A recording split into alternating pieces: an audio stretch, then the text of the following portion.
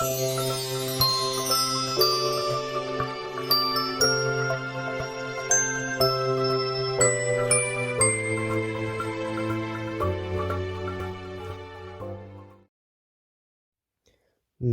전능하신 아버지 하나님, 천지의 창조주를 믿습니다. 나는 그의 유일하신 아들, 우리 주 예수 그리스도를 믿습니다. 그는 성령으로 잉태되어 통정녀 마리아에게서 나시고 본디오 빌라도에게 고난을 받아 십자가에 못 박혀 죽으시고 장사된 지 사흘 만에 죽은 자 가운데서 다시 살아나셨으며 하늘에 오르시어 전능하신 아버지 하나님 우편에 앉아 계시다가 거기로부터 살아있는 자와 죽은 자를 심판하러 오십니다. 나는 성령을 믿으며 거룩한 공교회와 성도의 교제와 죄를 용서받는 것과 몸의 부활과 영생을 믿습니다. 아멘.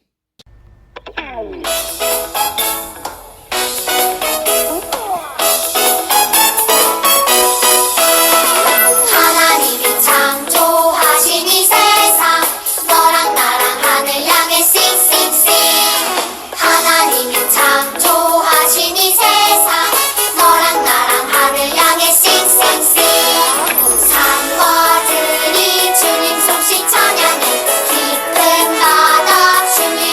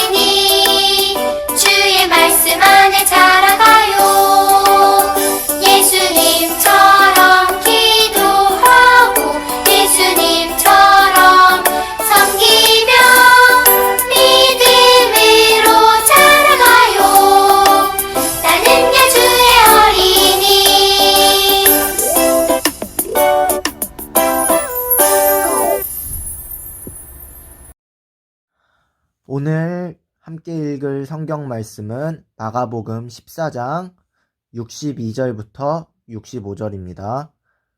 함께 읽도록 하겠습니다. 예수께서 이르시되 내가 그니라 인자가 권능자의 우편에 앉는 것과 하늘구름을 타고 오는 것을 너희가 보리라 하시니 대제사장이 자기 옷을 찢으며 이르되 우리가 어찌 더 증인을 요구하리요. 그 신성 모독하는 말을 너희가 들었도다. 너희는 어떻게 생각하느냐 하니 그들이 다 예수를 사형에 해당한 자로 정죄하고 어떤 사람은 그에게 침을 뱉으며 그의 얼굴을 가리고 주먹으로 치며 이르되 선지자 노릇을 하라 하고 하인들은 손바닥으로 치더라. 아멘.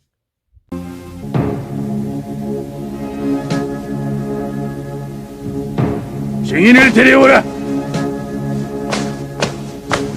저분은 병든 자를 고쳐주셨죠. 하나님의 아들이세요. 위험한 자이기도 하지. 저자가 죄인들과 함께 식사하는 것을 증인들이 봤답니다. 죄인들과 말이죠. 그뿐 아닙니다. 바리새파인 matthe아의 얘기를 들어보시죠. 이 자를 아느냐? 예, 나사렛 예수입니다. 고소할 내용이 뭐냐? 저자가 제 동생의 인생을 망쳐놨습니다. 그 애는 아무것도 모르는 순진한 애였는데 어느 날 저자에게 영생을 얻으려면 어떻게 해야 합니까? 라고 물었죠. 그랬더니 뭐라 그런 줄 아십니까? 내 부모를 버리고 가진 것을 가난한 자들에게 나눠주라고 했죠. 그것은 분명히 아버지 어머니를 공경하라고 하신 율법에 위배되는 것 아닙니까? 그 정도로 처형하긴 어렵겠소. 이 거짓 선지자를 따르려고 많은 사람들이 집과 일을 팽개치고 마치 떠돌이처럼 살았습니다. 그가 가는 대로 따라가려고 말이지요. 그 밖에 더 할 말은 없느냐? 글쎄요, 이자는 제 동생에게 모든 것을 팔라고도 했죠. 가축, 하인, 모든 것을요. 그래, 그 돈으로는 뭘 하라고 했지? 말해봐. 모든 것을 판 돈으로 뭘 하라고 하니 말이다. 가난한 사람들에게 나눠주랬죠. 그의 친구들 말입니다. 이자는 예루살렘을 혼란시키기 위해 온 것이 분명합니다. 나사렛 사람아, 너는 이 말들에 대해 뭐라고 변명하게 되냐? 내가 드러내놓고 세상에 말하였노라. 회당과 성전에서 가르쳤고 은밀히는 아무것도 말하지 아니하였거늘 어찌하여 내게 묻느냐? 내가 말을 잘못하였으면 그 잘못한 것을 증거하라. 잘하였으면 내가 어찌하여 나를 치느냐?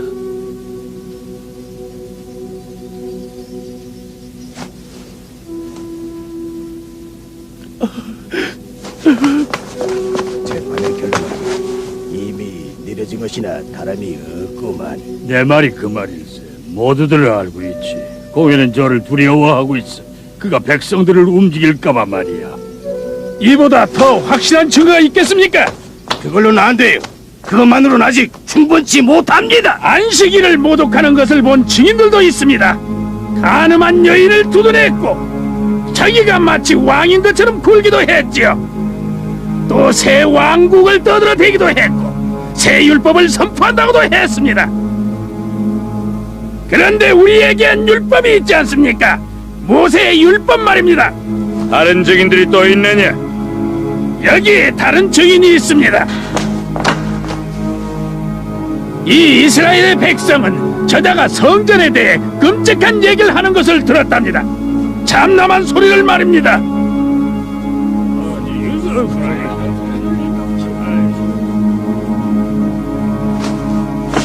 이 증인들이 믿을만하다고 생각하나?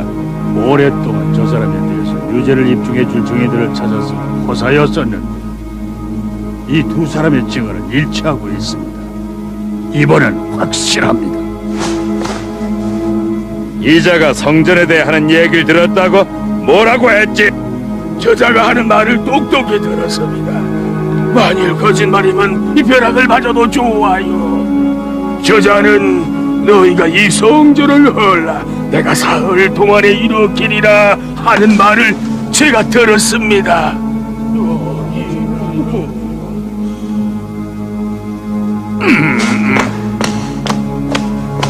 예, 저자는 분명히 그렇게 말했어요. 손으로 지은 이 성전을 내가 헐고 손으로 짓지 않은 다른 성전을 사흘에 지으리라.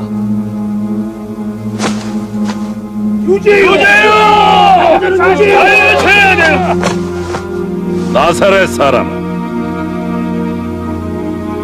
이 사람들의 증언이 모두 틀림없는 사실이냐? 대답해라, 어서! 내가 찬송받을 자의 아들 그리스도가 맞는지 진실을 알고 싶구나. 네가 정말 메시아냐? 거룩한 분의 아들, 하나님의 아들이냐? 네가 말하였느니라. 내가 그로 내가 네게 말하였으면 믿지 아니하였으려니와 그러나 내가 너희에게 이르노니 이후에 인자가 권능의 우편에 앉은 것과 하늘 구름을 타고 오는 것을 너희가 보리라. 인정한다는 거냐? 그럼 네가 하나님의 아들이란 말이냐? 내가 말하였도다. 내 말과 같이 내가 그로라. 저런 천벌받을 소리를 했으니 무슨 증인이 더 필요하겠어? 이 터무니없는 말을 들은 여러분들의 생각은 어떤지 말해주시오. 여러분은 어떤 판결을 내리겠어? 여자는 죽어 마땅하다. 빌라도에게로 보내라. 지난주에 우리는 예수님이 잡히시기 전에 하셨던 겟세마네 기도를 배웠습니다. 오늘은 그 사건 직후에 예수님이 잡혀가시는 내용입니다. 그러기 전에 우리는 왜 예수님이 잡혀가는지 알아야 합니다. 예수님을 잡고자 했던 사람들은 유대인들의 종교 지도자들이었습니다. 유대인들은 하나님을 믿는 사람들이었습니다. 이스라엘은 모든 사람이 하나님을 믿는 나라였습니다. 그렇기에 나라를 이끄는 사람들은 나라의 행정적인 것만 지도하는 것이 아니라 종교적으로도 지도를 하던 사람들입니다.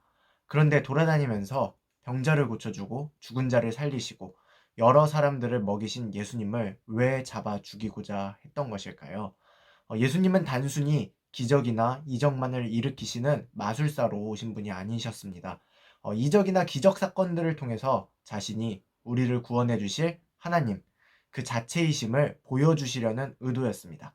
그런데 유대인들은 어떻게 인간이 하나님일 수 있느냐 하면서 예수님을 거부하였습니다. 신성모독이라고 생각을 했습니다. 율법에 따르면 하나님의 이름을 사칭하는 자는 죽이라고 되어 있습니다. 하지만 예수님은 단순히 말로만 내가 하나님이다 하신 것이 아니라 각종 이적들을 통해서 자신이 하나님이심을 보여주시고 율법과 하나님의 말씀을 공부한 사람이라면 알아차릴 수 있게 말씀하셨는데도 왜 종교 지도자들은 예수님이 하나님의 말씀을 사칭한 것이라고 생각을 했을까요? 이는 이스라엘의 특수성과 관련이 있습니다. 이스라엘은 당시에 로마의 식민 지배를 당하는 입장이었습니다. 하지만 로마에서 이스라엘이 멀었기 때문에 직접 왕이 통치하기는 어려웠습니다. 그래서 로마의 왕을 대신해 이스라엘을 통치할 사람들을 뽑았습니다. 하지만 대부분의 이스라엘 사람들은 로마에게 나라가 뺏긴 후에 나라를 되찾고 싶어 했습니다. 그때 마침 예수님이 자신이 메시아라고 하며 각종 이적과 기적을 일으키시면서 활동을 하기 시작하자 사람들은 예수님을 따라다니기 시작하였고 왕으로 세우려고 하였습니다. 로마와 전쟁을 통해 나라를 되찾고자 하였으며 그 지도자로 예수님을 세우고자 했던 것입니다. 만약 전쟁이 일어나게 된다면 어떻게 될까요? 이스라엘이 이긴다면 우리나라가 옛날에 일본의 지배를 받았던 것 같이 친일파와 같이 행동을 했던 유대인들의 지도자 세력들은 그 자리를 유지하지 못했을 것입니다. 로마가 이긴다면 이스라엘 사람들이 반란을 일으켰다는 이유로 그 반란을 제대로 통치하지 못했다는 이유로 로마 측에서 이스라엘의 지도자들의 지위를 박탈하였을 것입니다. 당시 이스라엘의 종교 지도자 입장에서는 예수님이 기적과 이적을 일으키시면서 하나님의 아들임을 보여주시는 것이 자신들의 자리를 유지하는 데 위협이 되었던 것입니다. 하지만 이러한 예수님의 사역들이 예수님을 잡을 명분이 되지는 못하였습니다. 로마 입장에서는 하나님을 믿지 않았던 상태였기 때문에 하나님의 아들이라고 하는 것이 큰 문제가 되지 않았습니다. 이스라엘 종교 지도자들에게만 예수님이 문제였던 것입니다. 그래서 그들은 예수님을 잡아 넣을 이유를 찾으려 했고, 예수님이 하나님의 아들이다 하는 것에 꼬투리를 잡기 시작했던 것입니다. 유대인들은 어려서부터 성경을 달달달 외우고 공부합니다. 그런데 과연 어려서부터 성경을 공부하고 외웠던 사람들이 예수님의 사역을 보고선 하나님의 아들임을 몰랐을까요? 이들은 하나님보다 자신의 지위와 특권, 그리고 자신들의 욕구가 더 중요했던 것입니다. 예수님으로 인해 자신들의 자리가 뺏길까봐 걱정했던 것입니다. 예수님들은 이런 종교 지도자들에게 잡히셨을 때 자신을 하나님의 아들로 소개를 합니다. 그러자 이때다 싶어서 더 이상의 증인도 필요 없고 당장 사형을 해야 한다면서 예수님에게 침을 뱉고 때리고 조롱합니다. 신성모독이라는 이유로 예수님을 잡아서 도리어 하나님이신 예수님을 신성모독한 것입니다. 오늘 우리에게 주시는 교훈은 무엇입니까? 오늘날에도 유대인 종교 지도자와 같은 사람들이 있습니다. 하나님의 말씀을 배우고 공부합니다. 하지만 살아가면서 하나님의 뜻이 먼저가 되는 것이 아닌 자신의 욕심과 욕구를 채우는데 하나님의 뜻이라며 그 말씀들을 악용합니다. 그런 행동들은 예수님을 잡아 죽인 유대인 종교 지도자들과 무엇이 다를까요? 우리를 구원하시기 위해 예수님이 죽임을 당하셨는데 그것을 내 욕심을 위해 사용한다면 그것이야말로 신성모독이 아닐까요? 요새와 같은 어려운 시기에 우리 교회는 많은 질타를 받곤 합니다. 앞으로 우리가 살아가면서도 많은 질타와 어려움들이 있을 것입니다. 예수님께서는 죽음을 앞두시고도 하나님의 뜻에 자신을 맞춰가는 모습을 보이셨습니다. 예수님의 제자된 우리도 자신의 욕심을 위해서 하나님을 이용하는 것이 아니라 하나님의 뜻을 위해서 자신을 맞추는 모습을 보여야 할 것입니다. 또한 예수님처럼 담대히 우리 또한 어려움과 마주치면서 싸워 나가야 할 것입니다. 예수님이 잡혀가시던 사건을 통해서 우리는 고난 속에서 하나님을 의지하고 하나님과 동행할 줄 아는 모든 우리 아동부 친구들이 되었으면 좋겠습니다. 기도하시겠습니다. 하나님 아버지 감사합니다.